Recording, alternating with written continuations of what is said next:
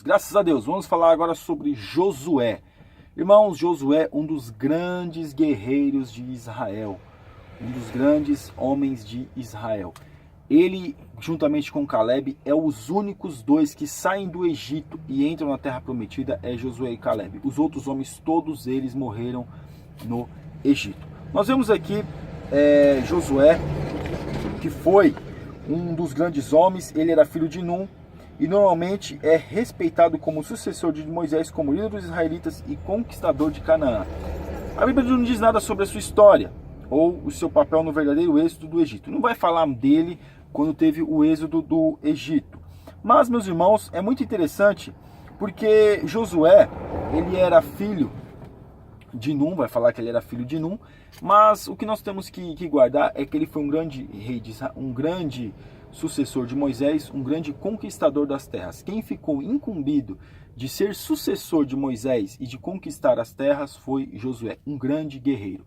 Quando os homens foram lá espiar a terra, os espias foram lá e voltaram, Josué e Caleb foram um dos únicos que voltaram contentes e procuraram animar o povo, já que os outros 10 desanimaram o povo, mas eles dois começaram a animar o povo. Interessante, porque Josué, ele não desanima, mediante as tribulações, as dificuldades, ele não desanima. E ele aceita essa incumbência, claro, de ser o sucessor de Moisés, mesmo sabendo que era muito pesado, um cargo pesadíssimo.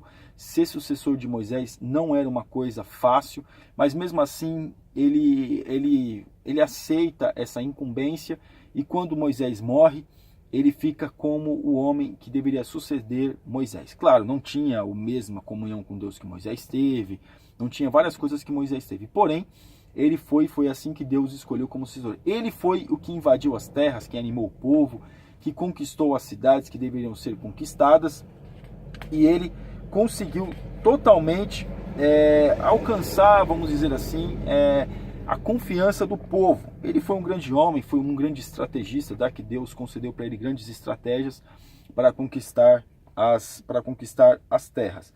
Então, meus irmãos, não há nenhuma dúvida, no entanto, de que aumentaram muito a história à medida que ela passou por anos de tradição. Muitos aumentaram a história de Josué, claro, mas é interessante que na tradição cristã, a conquista de Canaã foi por Josué para os israelitas, é comparada à conquista do mal por Jesus para o justo. O nome do Filho de Deus, Jesus, deriva-se de uma helenização do aramaico Yeshua, Josué, que significa salvação. Então, alguns vão dizer até que Josué vencendo, conquistando Canaã, é a mesma coisa que Jesus vencendo o mal. Claro, meus irmãos, é muito longe disso, né? Que Jesus é o Todo-Poderoso, ele venceu uma coisa, ele venceu espiritual.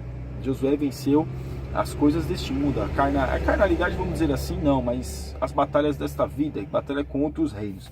Então nós vemos, meus irmãos, que é muito interessante, porque Josué, ele morreu aos 110 anos e foi levado de volta para as terras de sua tribo Efraim, onde foi enterrado. Embora não haja nenhuma prova além da Bíblia de que Josué tenha sido um verdadeiro personagem histórico, não há também nenhuma razão para negar isso. Então não adianta querer negar aquilo que Josué fez, não tem como. A Bíblia vai falar o quanto que ele fez, a Bíblia vai falar o quanto ele foi importante, mas ele não não se importou em fazer nenhum sucessor.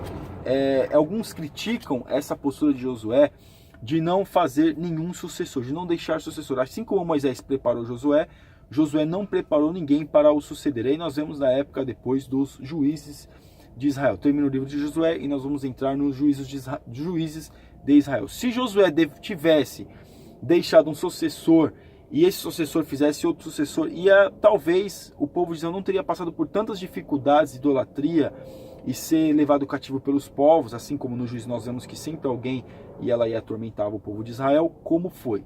Josué, alguns defendem que pecou nessa parte de não deixar um sucessor, mas foi um grande guerreiro, um grande líder, sucessor de Moisés.